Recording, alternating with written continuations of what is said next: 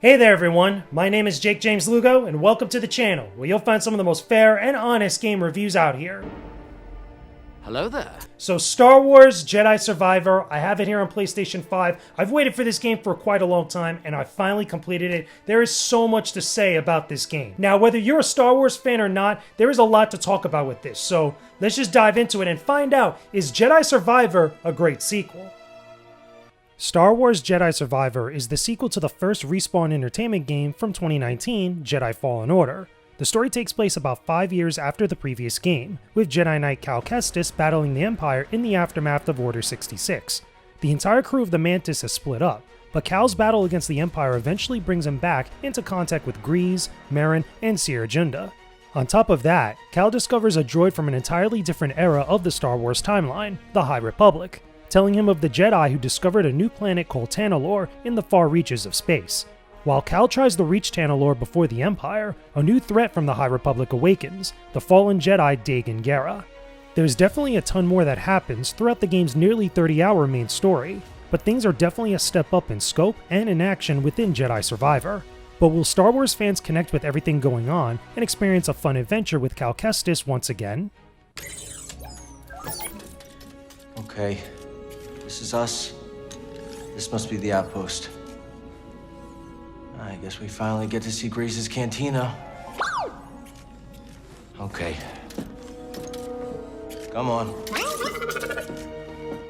Something that I really like that Jedi Survivor does that very few other Star Wars games get right is the blending together of multiple eras of the Star Wars timeline. In this game, you get a little bit of the Clone Wars, you get the Galactic Civil War post-Order 66, and you also get the High Republic. And all three of these eras, even though they're very different from one another, they all feel like they belong within the same universe or in the same world or in the same galaxy, because there's a bunch of different stuff that you could find related to all these eras, whether it's the battle droids or some of the other tech that are from the Clone Wars in the wake of that war, or at least with the Galactic Civil War, you're starting to see different remnants of the Empire taking over various parts of the galaxy or going to planets that are overrun by the Empire, or some of the ancient ruins and all the different temples and other stuff from the High Republic. If you're a fan of anything Star Wars related or any of these different eras, there's a little something in here for you, whether you are surprised by it or not. That being said, there is one thing I will say about the High Republic era, at least in the relation to this game. The game really tries to get you to connect with that era,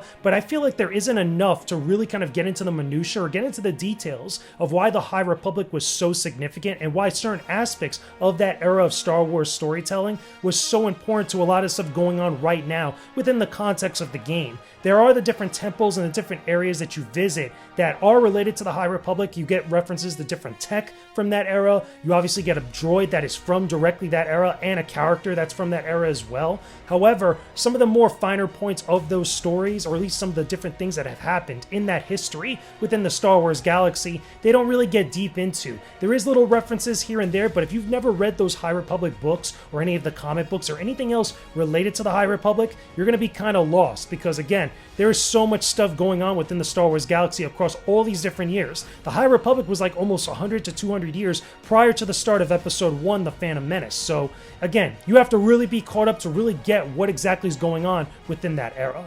Outside of all the lore stuff, let's talk about Cameron Monaghan as Cal Kestis. He does a fantastic job returning as the character. He's given a little bit more range to play as Cal, between all the different moments that happen within the story, whether it's reuniting with some of the members of the Mantis crew, or coming face to face with an old enemy, or even finding new enemies here and there, and really getting impacted by what happens within those conflicts. There's a lot of stuff in here, and you would get a lot of range of emotions from Cal, and Cameron does a fantastic job as the character. He's awesome. He is Cal Kestis, and I really like how they really push the envelope with his character in many different ways, a lot of which I'm not going to spoil here, but once you get to that in the game, you're going to be really satisfied with what the direction they go with Cal Kestis, especially within this time frame of what's going on just before A New Hope. I think this is about like 5 or so years prior to A New Hope, because it's 5 years after Jedi Fallen Order, which is around the time frame of what the Obi-Wan Kenobi series from Disney Plus is taking place. So it's still before A New Hope, but it's within that kind of like mid-range area after everything that's gone down with Revenge of the Sith, after everything that's gone down with some of the other stuff from the Clone Wars. It's a really interesting time, and seeing how Cal fits into all this is pretty darn interesting. The same thing can be said for the rest of the Mantis crew. You get to see Marin again, you get to see Grease, you get to see Sierra Junda, and you get introduced to new characters as well that are part of this story, and seeing how they interact with the rest of the Mantis crew. There's some big things that happen, again, not going to spoil what goes on with them, but they're pretty big and pretty significant, and really leads into whatever's going to come next after this game. Not just for the Star Wars galaxy, but also for the franchise as a whole. So regardless of all of that, let's get into the gameplay, because there's a lot happening within Jedi Survivor. A lot of big things that have changed ever since Jedi Fallen Order. For better or worse, there's a lot of things to talk about. Most of what you see in Star Wars Jedi Survivor is very similar to its predecessor, but with some very significant changes that enhance what was good in that game. Combat and movement is the same, but Cal has a lot more moves and abilities that builds upon what he gained in Jedi Fallen Order. On top of that, Cal is a lot more brutal in combat this time around with his new lightsaber forms, allowing him to use different styles of lightsaber combat and force powers. Cal can use dual-wielding lightsabers, a double-bladed lightsaber, a crossguard lightsaber, and even a blaster and lightsaber combo. Each style has its own pros and cons when fighting, which are upgradable with skill points. I kept switching between the different forms at various times, even though I still have my favorites throughout my experience.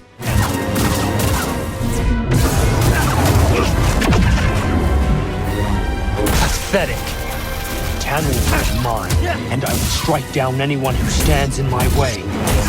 But while Cal has a lot of new tools to use this time around, some aspects of the combat will still end up frustrating many people. I have a bad feeling about this. I've got a bad feeling about this. I have a bad feeling about this. I have a bad feeling about this. Oh, I have a bad feeling about this. Because the gameplay in here is very similar to Jedi Fallen Order, the game also suffers from the same type of problems.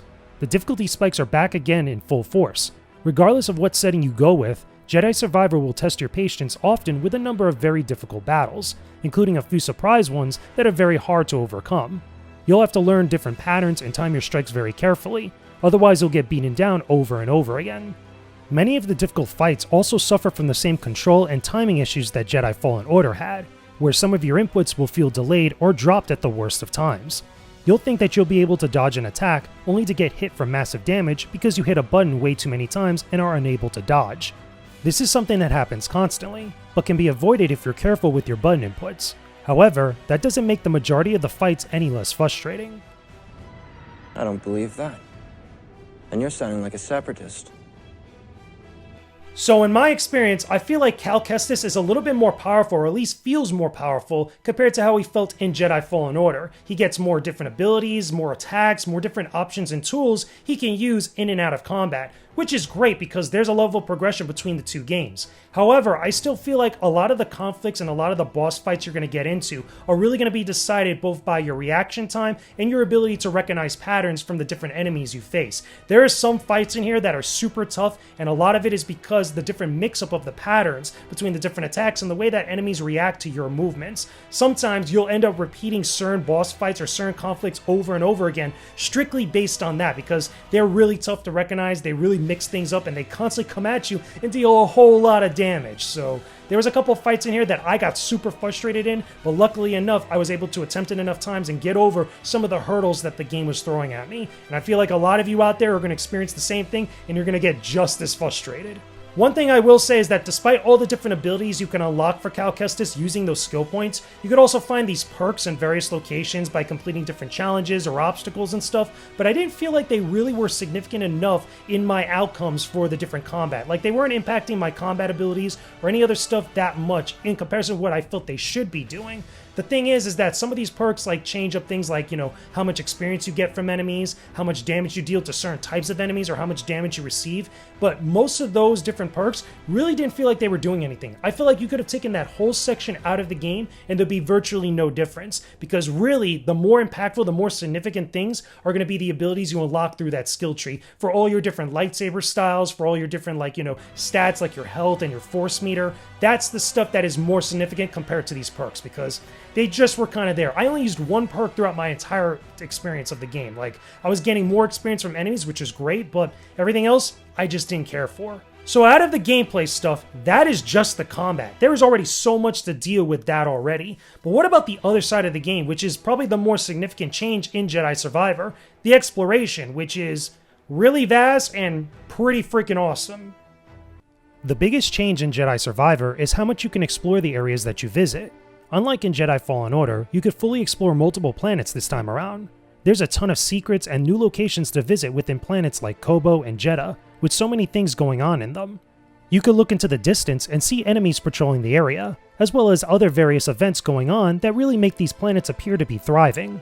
Even the deserts of Jeddah feel alive with how much you could find in there. However, you'll spend a lot of time exploring Kobo and visiting the town and the cantina, where you can interact with many characters and open up new side quests on the planet. You'll definitely get rewarded a ton for taking time to explore your surroundings, but to me, it's much smarter to wait until you finish the main story to fully explore the planets that you visit. A lot of the new abilities that Cal gains are required to get to certain areas and get used in combination with one another. So if you wait until completing the main quest to start exploring some of the planets you go to, you'll be able to move around a whole lot easier.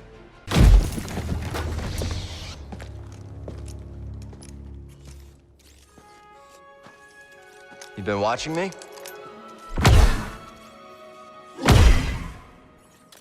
Like old times.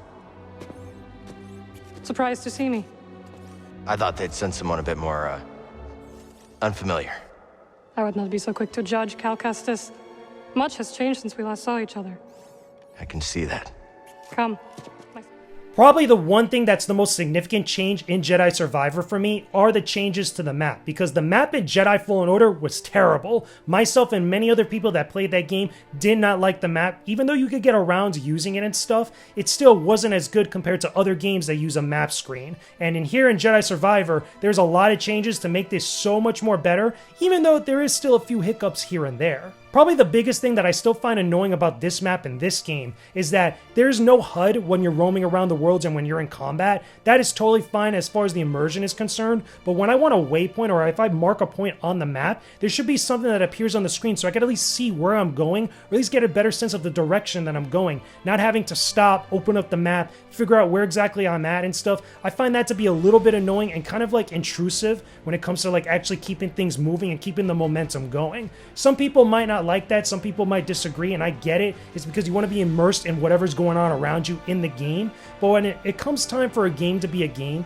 and when it comes time to making things a little bit easier for a player to navigate the area, especially some of these large maps on these planets, I feel like having the waypoint appear after you mark something, like let me go into the map and mark something and have that little icon appear where exactly I'm marked on the map so I could follow it to my destination. I feel like that'll be a little bit better and make things a little bit easier when you're trying to get around on these maps. Something else I should also mention are these High Republic chambers you could discover on various different planets. They're pretty much like obstacle courses that you could go through that are much more centered around the physics of the game, using the Force to move certain objects around in order to get like skill points that increase your Force meter, increase your health, give you different perks and stuff, and all that stuff is fine, but thank God that they're optional, because some of these things can be really annoying to deal with, and because the physics don't always work in your favor when you're trying to do certain things, they could be very frustrating and you could spend a lot of time just getting over a simple puzzle, and that just could be like really annoying and really frustrating. So you don't have to do them, which is great, but they are there if you want to, and you could be rewarded with different things that can help you out on your journey. And finally, we have to talk about the customization, because it actually is pretty good. It's not super deep. You're not going to be changing like all of the crazy physical attributes of Cal Kestis, but it is enough where you can make Cal look like however you want him to look. Whether it's his hairstyle, the different outfits he's wearing, you could customize his lightsaber and his pistol, his blaster. That's pretty darn cool. You could even customize BD1 with different builds for his actual droid body. I think that's pretty cool. You could change up the colors as well. A lot of this stuff is pretty awesome. I wish that maybe in the next game they could take it even further, maybe customizing the Mantis as well. That'd be kind of cool. Or anything else that could be like related, maybe customizing some of the mounts or some of the vehicles you could ride in it. Because in Jedi Survivor, you could ride different mounts, like different beasts and stuff. You can't ride like speeders around in the worlds, which would have been awesome, but at least, in the next game, that'll be a great way to up the ante, because what we have here, as far as the foundation for what customization could be in a Jedi game, this is pretty awesome. I think it's pretty good. I started going around testing out some of the different outfits. They don't change up the combat itself, they're just cosmetic and they don't really do much of anything else, but they are cool to have. It's a nice little option, a nice little feature to include in the game that is already meaty as it is, so this was a nice accent, a little icing on the cake if you will. So, my worthy apprentice, trust your instincts and think about it. Can I recommend that you play Star Wars Jedi Survivor on any platform? I would say yes. I feel like this game is very good with what it does. but it's definitely not the best Star Wars game ever made. The frustrating parts of the combat and aspects of the controls during gameplay can dampen the experience for some people, especially if you can't handle the difficulty spikes. But if you're able to push through and stick with it, you'll find a really interesting story and a great time in this part of a galaxy far, far away. The Force is definitely strong with this one. Cal Kestis. Welcome to Jeddah. I knew the storm wouldn't deter you. And there you go, everyone. Those are my thoughts about Star Wars Jedi Fallen Order. I played this game on the PlayStation 5. Now it's available for Xbox Series X and also PC. I should mention, though, in my experience playing this game on PS5, I didn't run into a lot of performance issues like a lot of other people have been reporting on in various reviews and first impressions. There was a lot of problems on the PC version of this game, and even a little bit on the Series X. There's been problems all around. But in my experience playing this for this review, I didn't run into those issues. There was maybe a couple frame drops here and there, but nothing significant to like what I saw from people that they were sharing. Overall, I really enjoyed this. I feel like it was worth the wait because there's a lot of great Star Wars story, a lot of great Star Wars lore, frustrating combat, frustrating battles, but still a lot of fun to play through with its gameplay overall. So definitely highly recommend that you guys check this out. But also make sure too, I should mention, make sure you play Jedi Fallen Order before you play this. The game does give you a summary with like the story, like the big story plot points of that game. But if you want to get the most out of this, make sure you play Jedi Fallen Order first, because there is so much you're going to want to dive into and so much payoff from that game in here. But of course, like any other game I review on this channel, that's just my opinion about Jedi Survivor. Let me know some of your thoughts about it in the comment section down below. Tell me, are you a big Star Wars fan? Are you playing Jedi Survivor right now? Did you get a chance to play Jedi Fallen Order beforehand? Tell me some of your favorite characters from the game, or some of your favorite Star Wars characters in general. Like, I'm really curious which ones you think are the best or the worst, whatever have you. Put all that stuff down below in the comment section. This channel is sponsored by Flynn's Arcade and More, located in Margate, Florida. Flynn's is one of the premier spots for gaming fans in South Florida. They have a variety of arcade games on cabinet for you to play throughout the week, including all of your beloved classics. You could also play a ton of new and current console games too, on PlayStation, Xbox, and Nintendo consoles. Grab a snack or drink and enjoy the best gaming experience you'll find. Visit during one of their many big events to connect with the gaming community in South Florida. Want to test your skills in competitive fighting games? Join any of the weekly tournaments that happen at Flynn's for a chance for some cool prizes. And if you're into tabletop gaming or model kit building, there's a bunch of events there for you too. Swing by Flynn's Arcade and More, located in Margate Boulevard in Margate, Florida. You won't find a better spot than Flynn's. Hey, thanks everyone for watching this video. I appreciate your support as always, and hope that you can subscribe to the channel for more videos just like this one. I'll have a few more great ones for you to check out in the end cards afterwards. Don't forget you could join my Discord server via the link in the description to be part of the community and come hang out with everyone, talking games and more. I hope to see you around again sometime soon. Peace out and stay epic, everyone.